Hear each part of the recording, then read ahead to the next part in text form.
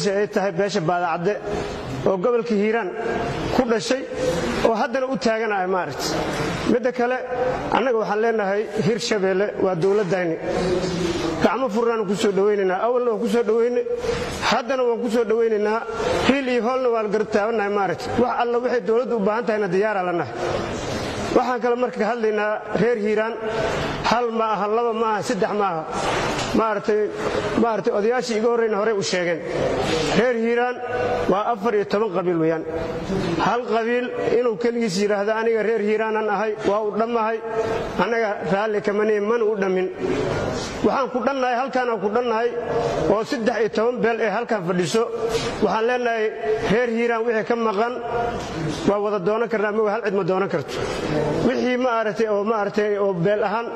ama maaragtay gobol ahaan ama degmo ahaan nooga maqan meel kasta jiraan wada hadalan ku helaynaa maaragtay waxaan ku helaynaa maaragtay guud laba madaxweyneena sharafta leh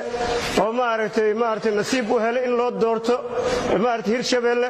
100% waan soo dhaweynaynaa gacmo furnaan ku soo dhaweynaynaa hadda koorna waa u sheegay maaragtay insha Allah waxaan jeclahay inaan sanad kale madaxweyne noqoto asoo u weydiina u sheegay 100% waa arrin qasab nagu ah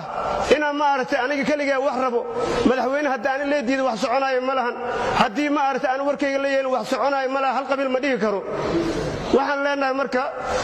inaan wada fadhiisano reer Hiiraan gobol ay imaano wixii aan isku raacnana walaalkeen aan ula tagno ayadoo si sharaf leh baahida naga maqan asaaba noo diidayninbo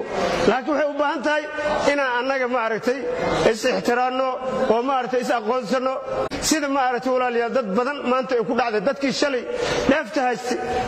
oo haddana dheefta sii haysto oo haddana ayaga sii dooday maaragtay arrin qaban kara maahan walaaleen waan ku xusmeynaynay bal ayaga hadal gaaran hadda raalli kama nihin mana ku raacsanin Hirshabeelle waxa uu sheegaynaa gacmo fur ku soo dhawow hadday diidaan taas ay garoonka ogolaa waayeen garoon ana halka ugu diyaarinayo ha soo degan maaragtay